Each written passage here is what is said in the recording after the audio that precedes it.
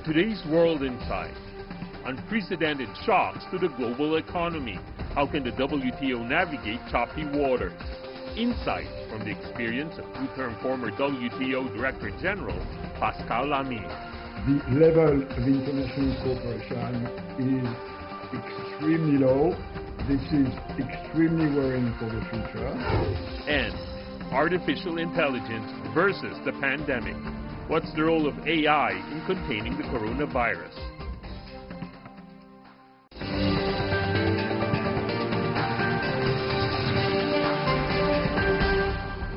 Here is our host, Tian Wei. Hello and welcome to World Insight. I'm Tian Wei in Beijing. Global cooperation was under strain even before the COVID-19 pandemic. Now, the WTO, World Trade Organization, paralyzed since the U.S. blocked appointments of appellate judges, faces a massive decision. The WTO head, Roberto Azevedo, abruptly resigned last month. Various candidates have risen to the forefront now. What challenges will the new Director General of the WTO faces? And what qualities should the new Director General have? To find out more answers about all of these, I speak to former WTO Director General Pascal Lamy. Here's what he said. Mr. Lamy, you talk about the 1985, you were serving as the G7 Sherpa, and also now, later you serve as the Trade Commissioner for Brussels, and later, of course, Director General of the World Trade Organization. Is there any time during the past decades you served in international frameworks that can be compared to what we are experiencing right now? If not even, is there something at least we can borrow and inspire us at least to find some solutions?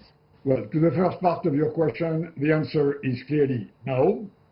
Whether it's 9/11 terrorist attacks in the U.S., whether it's the 2008 crisis, which started on the financial system in the U.S. and then expanded to the rest of the planet, which was a big economic shock, but this time is probably 5 to 10 times a bigger shock. Because all countries had to react to the pandemic in closing a lot of things, lockdowns, confinement, and this, of course, has had a major impact on economic systems. The level of international cooperation is extremely low. This is extremely worrying for the future, given that this world will be more difficult, and that issues, for instance, like climate change, which remained the big issue for the future, will be more difficult to address with a world which is more divided between China and US and more divided between rich countries and, on the other side, poorer countries who do not have the financial resources to cope with the crisis. Tell me, at this point, against the backdrop of an early resigning Director General, of geopolitics, and of a pandemic, and of international organizations now being challenged for right or wrong, what does it mean for the qualities of a future Director General? Well, first, I agree with you. The World Trade Organization is weaker than it was in the past, and this is a negative development, which is largely due to the US-China rivalry and to the difficulties of organizing trade-wise, investment-wise, a proper coexistence between a global liberal market capitalist system and the Chinese system, which is different. Now, to answer your precise question about the job description of the next WTO Director General, I think if I was a headhunter, I would give the priority to a politically experienced person to talk both to Mr. Trump or his successor and to Mr. Xi Jinping or to the European Trade Commissioner. So you need somebody with political clout, weight. You also need diplomatic skills, somebody that can broker a deal in different circumstances, understanding what both sides have in mind and trying to put something of a compromise on the table. Yeah. And then you have to be somebody who can learn fast about the intricacies of anti-dumping procedures and sanitary and phytosanitary measures and regulation of telecoms, insurance, and so on. If you were sitting in that chair of Director General, what would you do? How would you prioritize? What do you think are the tasks that should be prioritized given the mounting challenges that we're having today? I think I would try to deploy a sort of time-bound agenda. Short-term, contain the trade distortions that the COVID crisis has created. The COVID crisis will have de-leveled the world level playing field. It has to be re-leveled. It will take time. This is priority number one, including, by the way, avoiding export restrictions on food, because in some poor developed countries on this planet, yes, it unfortunately is likely that famine, hunger, will kill more people than the virus. The big geostrategic issue is to try and have US and China nearer each other in the understanding of how a fair, proper, open trade system works. A major strategy, which is basically keeping the US within the tent of the WTO and bringing China more into the tent, as it has to be considered now not as a poor developing countries, but as a major player. Mm-hmm. And then on top of that, we will have to, and they will have to cope with what I call precautionism as opposed to protectionism. Protectionism mm-hmm. is protecting your producers from foreign competition. That's a sort of easy thing to do, at least in the understanding. Precautionism is protecting your people from risks, and this, following the COVID crisis, this risk management, this more precautions in regulatory system will raise, and the problem being that countries do it very differently. Right. So the rise of precautionism, health, safety, security, and so on, will scatter more the level playing field, and this will need to be addressed. If all countries have different pesticide residues on flowers which they administer at their border, this is very bad news for flower producers, and a lot of them are in poor countries. It's been a while that we haven't really heard a real plan, sir. When it comes to crucial international issues, what we have in our ears, in our eyes, are mainly rhetorical fights that do not solve any problem. And probably that's also a thing that the WHO have to face with the new Director General coming into the office. What would that mean? How were you trying to handle things like that when you were in the office for more than 10 years? Yeah, but when I was in office, the world was a more peaceful place. It was less divided. It was a time where lots of people thought that at the end of the day, US, Europe, China, Latin America, later Africa would converge towards some sort of liberal, social, market, globalized capitalism. Today, you have the background of an intensifying US-China rivalry, and you have in the middle a group of countries led by the European Union, which is the only other big economic elephant in the world economy. So my answer to your question is there is a necessity for actors beyond US and China to mobilize, to recreate some sort of sense of convergence, and this necessitates a stronger European Union to tone down, calm, de-escalate, in a way, recouple US and China. Post-COVID-19, how will trade change? How will global supply chain change? What are their impacts on the world order today? I asked those questions as well to Mr. Lamy. Let me ask you another specific question, which is about the global supply chain. You have heard from certain politicians in certain countries shouting about the decoupling. You have also seen, rhetorical fights in the media and the media hype about global supply chains dramatically moving to different places. Do you see from a trade expert's perspective that is really happening? Or it's merely a mirage somebody tried to paint? To what degree do you think, sir, given the current observation and the degree of the crisis we're facing right now, that is likely to change, the global supply chain? It's neither a change of paradigm, it's not deglobalization on the one side, and on the other side, nor is it what you call a mirage. It's somewhere in between.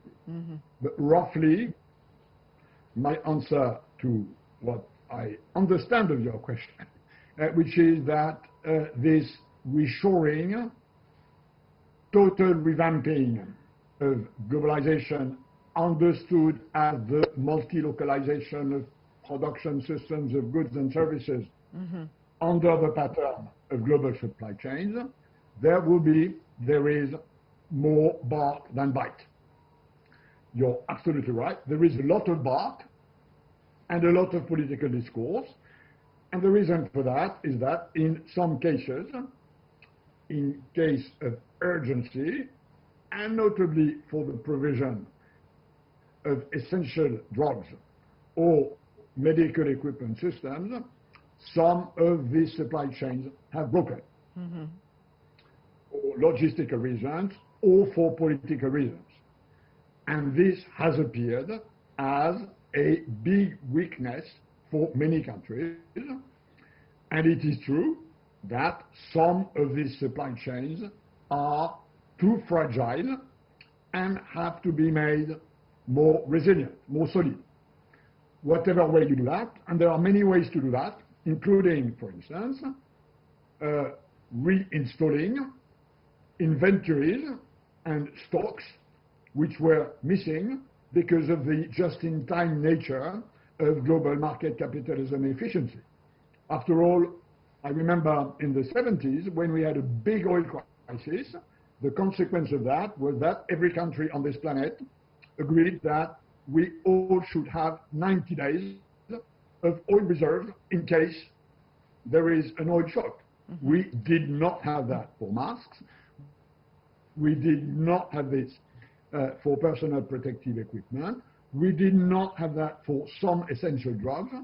So there will be a bit of that. But on the other side, I do not believe that it is a change of paradigm, and those who dream of a sort of reshoring of these supply chains, i.e.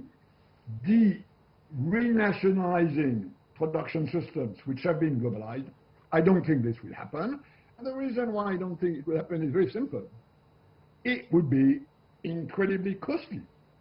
The reason why these supply chains were organized the way they have been organized is that it is more efficient. It is less costly. At the end of the day, it is good for the price which the consumer pays for a good and a service. Globalization was efficient and painful, and deglobalization would be inefficient, and painful. Although obstacles to trade and to investment during the next 5 years will be higher than they used to be before the COVID crisis. So tell me about your reactions to the huge stimulus packages you have seen governments around the world have been using now to revive their economy, to make sure jobs will not be lost in such a dramatic way. Are they the way to go from trade perspective? Such huge, massive public finance program stepping in a market capitalist system will be and are absolutely necessary. But Mr. Lamy, is this an issue of priority that we're talking about, or is this an issue of a dramatic change of nature in the world rule and order that we're talking about? Public authorities whose basic duty is to ensure the safety and the security of their population have had to step in massively. Politically, people believe that it is their national system that is in charge of protecting them. In terms of fear, of panic, of nightmares, people trust what is near to them.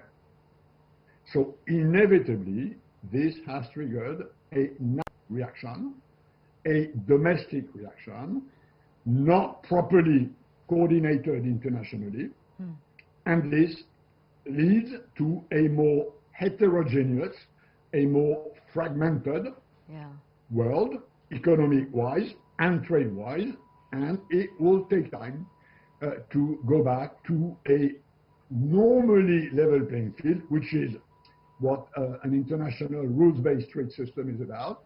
So brace for a few years of trade friction on top of the US-China rivalry, which, as we know, has been trade-wise weaponized on the US side, which existed pre-COVID crisis, and which is as worrying now as it was before, maybe even a bit more.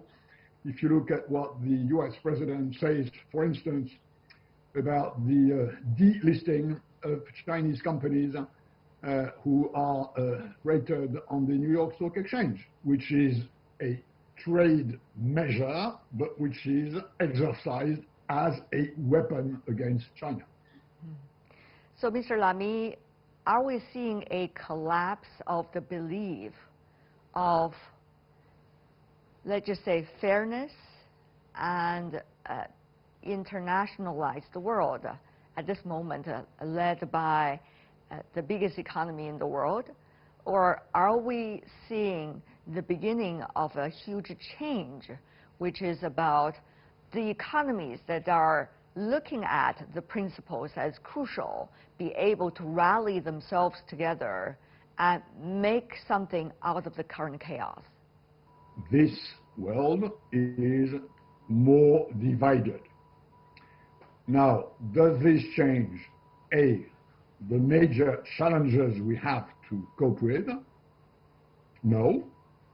And on top of that, we know that we now have to be much more bold in organizing a global public good, which is called health and pandemic prevention. Yes. The reality being that we were not properly prepared or organized, both at the national level and at the international level, on an issue which inevitably is global. There is a big gap between the lower capacity to address the problems internationally through international cooperation and the magnitude of the challenges. We will need to shrink this distance between the problems and our capacity to address them. We need a sort of regeneration of the multilateral system. My exclusive interview with Pascal Lamy, former Director General of the World Trade Organization. You're watching World Insight, still to come on our program. What's the role of AI in overcoming the coronavirus? Two experts of big data weighs in after the break.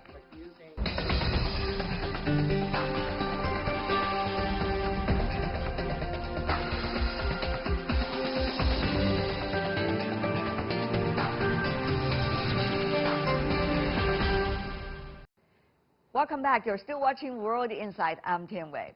A new round of strategic dialogue has been held between China and the European Union. Top diplomats from both sides co-chaired talks. Like many other key meetings amid the COVID-19 pandemic, this round of high-level China-EU strategic dialogue was held online.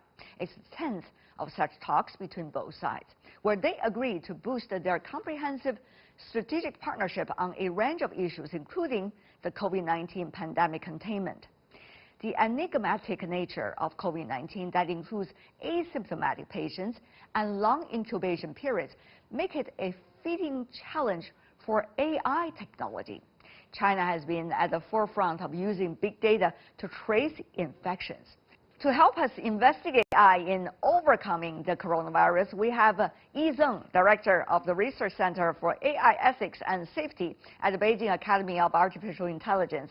And also from Europe, we have Marcel Salaté, Director of the Digital Epidemiology Lab at the Swiss Federal Institute of Technology in Lausanne. Let's hear their talk.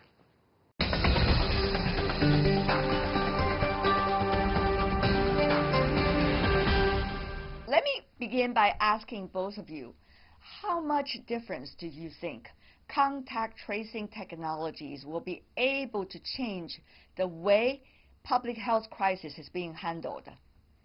Professor Salaté, you want to go first? Yeah, sure. We know that from many other diseases as well, but I think COVID in particular also has shown us that we need to really be one step ahead. As you know, one of the challenges with this virus is that people can be contagious before they actually feel symptomatic, and so that's why it's so important to get to these contacts before they get sick. So it's critical. Contact tracing should though be supported, we think, by digital tools because of the speed of this issue, and digital tools can really help us to speed up the process. Dr. Zeng Yi, you've been doing research about that in China. For example, a latest survey about relations between facial recognition and contact tracing. What are some of the results you find? How is it likely to help us understand this important question? I think maybe I want to talk about contact tracing first. I think what is kind of emerging technology is that now we're having the digital contact tracing supported by many of the technologies such as Bluetooth, mobile station, and also many other ways that you can actually help in which way people are connecting to each other. I think these are the IT infrastructure that can support us, but we should be really care about whether these are really effective. But on the other hand, there are many people who are not really using this kind of mobile. Well, in this case, how can we take care of this kind of people with leaving no one behind? That's something we have to concern. And also, just now you mentioned that recently we published a report on facial recognition and public health, which I myself learned a lot. Well, because our respondents are actually all Chinese, all over the world, or Chinese users.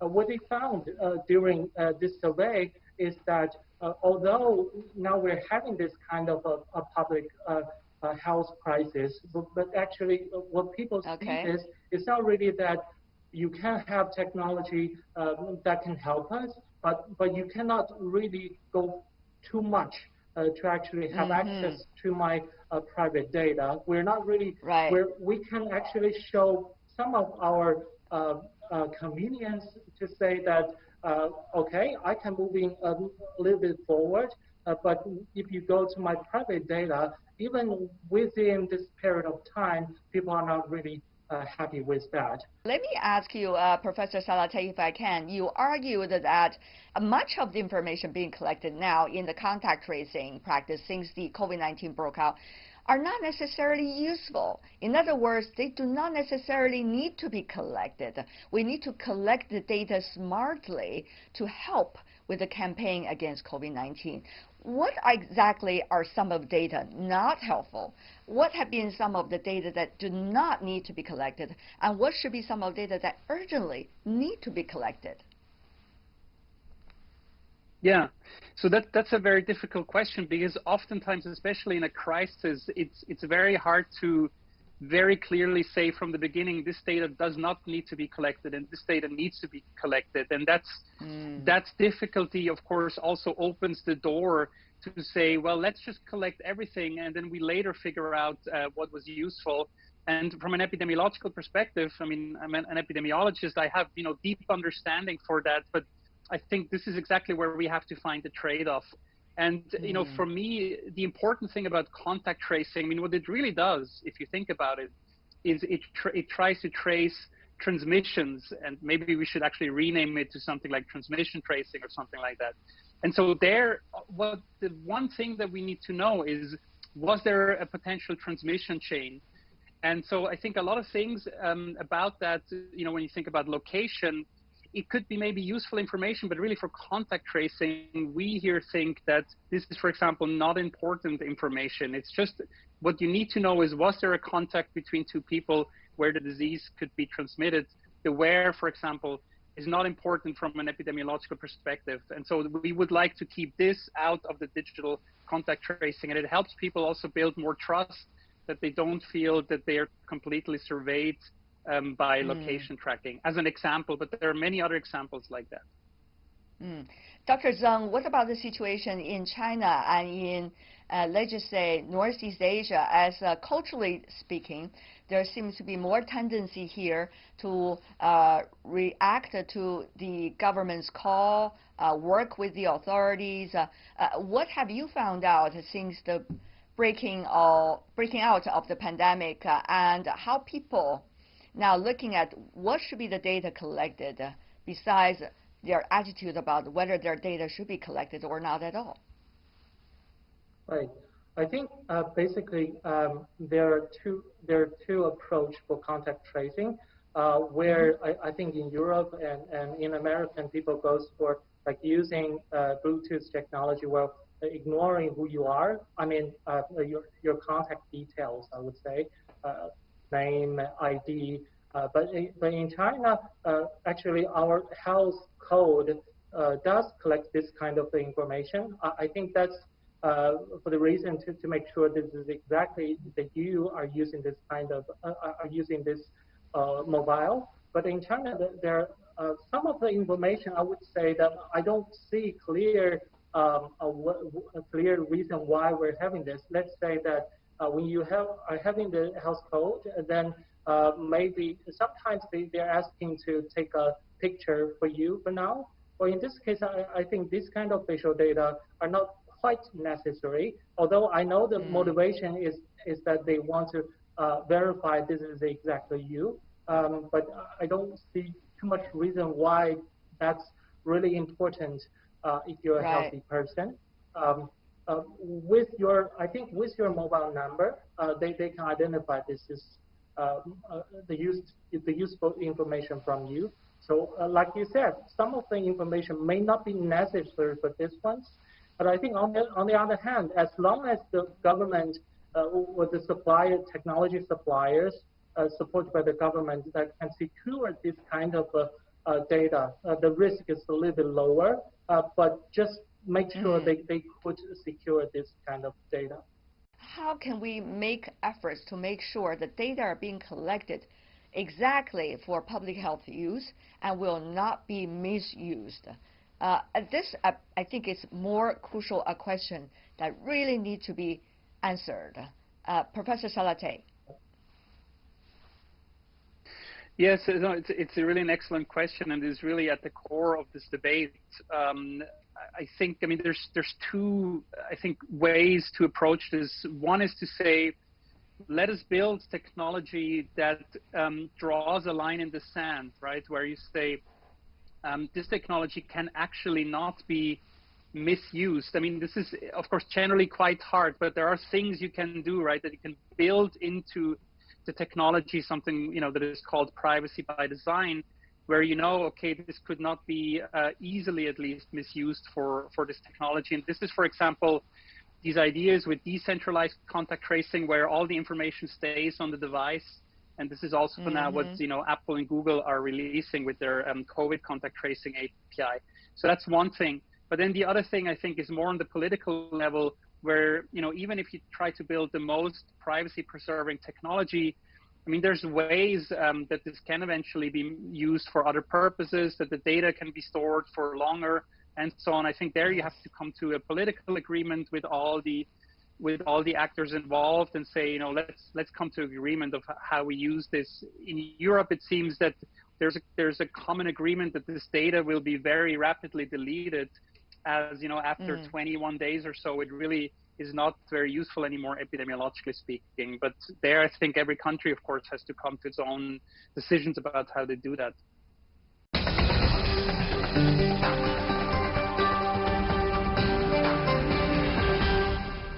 Now, it is not the first time or the second that we have heard that our information has been used not necessarily to our advantage by the private sector.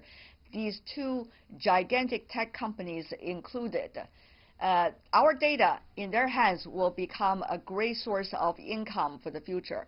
So what do you think about the responsibilities of these private sector players? Have they been observing their ethics? How can we make sure they are going to, at least for this time? Yeah, I mean, I think as always, ultimately these companies, just like every other actor, right, in the private sector, has to also be held accountable to standards that are actually relevant even outside of a crisis, but I think also particular during the times of a crisis. I mean, I've been mostly following the discussion around Apple and Google for the simple reason that they together control, 99% plus of the smartphone market in terms of operating system. And since we are interested mostly in doing digital contact tracing with smartphones, that's where the game plays out. And there, I've been quite pleased, I have to say. I mean, I am someone who's ready to criticize both Apple and Google if I see, issues with privacy. But I've been quite pleased with how they came on board with a decentral model that really says the data stays on your device. Of course, you can argue, well, then you have to trust Apple and Google that the data stays on your device. But that's true for everything, right? Every email you write, every photo you take. So I've been generally quite pleased with the response there, but we have to make sure we, of course, keep them accountable and check that this is really what happens. Dr. Zheng? I think in China, we have some ways of soft communication with those IT companies that when they are doing when they're having some behavior which is not what we expected, the mechanism in here is that for some of the ministry, let's say for Ministry of Industry and Information Technology, they'll have kind of a nice tea with those guys and say, this is something that people don't really want. So maybe you need some change. So you don't really have a hard law saying that you're against that. By using this kind of a soft principles, actually, for those IT companies, they're kind of effective mechanisms for them. And I would say for now, for those AI companies, giant AI companies in China, they started to have their own AI governance institute and also AI ethical principles put in mind, or even in their product. In this case, I'm kind of positive. On the other side, as far as I know, that for those services that provided by these kind of companies, actually the data actually hold by the government, and the IT company claim that they do not really hold this kind of data as long as we can trust them. So we need to, from the government side, we need to make sure that they're not really holding this data. And from the government itself side, we should have the security system that really securing this kind of data and do not distribute to irrelevant people. Fascinating discussion. My final point, of course, we talk about the relations between the private sector and the individuals, the government, the individuals, private sector, and the government. But there's one thing that we really need to ask. Now, we want to go back to normalcy, or at least partial normalcy. That's why contact tracing is extremely important. But that also means international cooperation, because if you want to travel from one country to another, that means your contact tracing mechanism have to work, and it has to be trusted by different governments, different countries, and different peoples. How does that work? Professor Salathe, I know a little bit about Switzerland. Now, you have a lot of, for example, Italian citizens that are working in Switzerland. Meanwhile, Dr. Zeng, Chinese are traveling around the world because China is open up, China is dealing with the rest of the world in such an intense way. So how can we create this kind of international cooperation so that contact tracing can serve all of us? Yeah, this is an excellent question. This is something, as you can imagine, right? As a Swiss, the Swiss have asked themselves this question very, very early on, basically from day one, because we are a small country. We're in the middle of Europe, so basically, right, you're outside to the Swiss borders very quickly. So for us, international travel, international commerce, international cooperation is incredibly important. So any system, that we use here should work with other systems. Now, I think there has been a lot of debate about how this should work. With respect to contact tracing, I think the fact that there is now a coherent principle that's basically implemented on the operating systems, that will make this discussion a little bit easier. It doesn't mean it's going to be a very easy discussion. We really have to, figure this out in great detail. But ultimately, if we all agree to the same principle, which I think we now will, also given this implementation on the phones, it will be much, much easier to do this on an international level. I mean, at the end of the day, of course, every country will have to decide how they do it. But I think technically, it's now becomes substantially easier now that we all agree on this decentralized model. And I hope that will be adopted by many countries very rapidly, and then it should be relatively easy to do this across borders. I see. Dr. Zeng, different story or a similar story?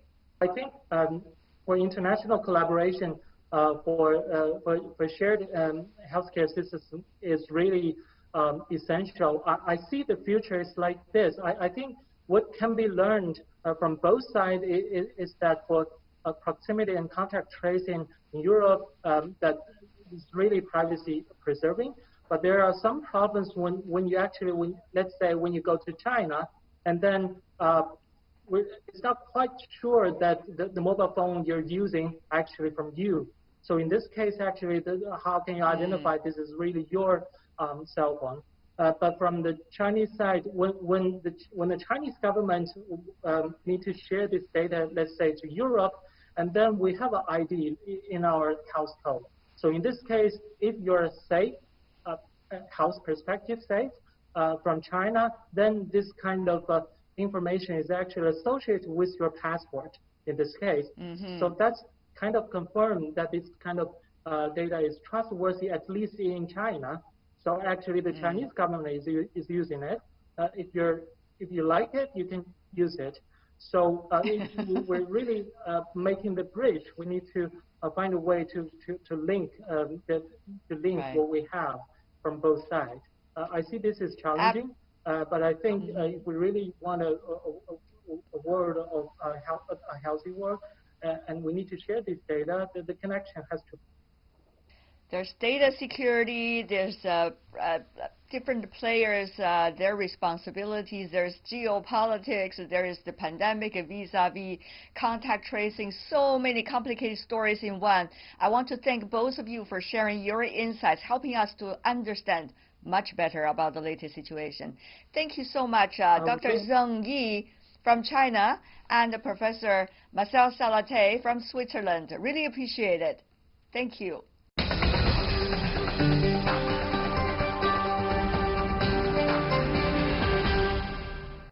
Quite an interesting discussion, isn't it? That's all we have for today.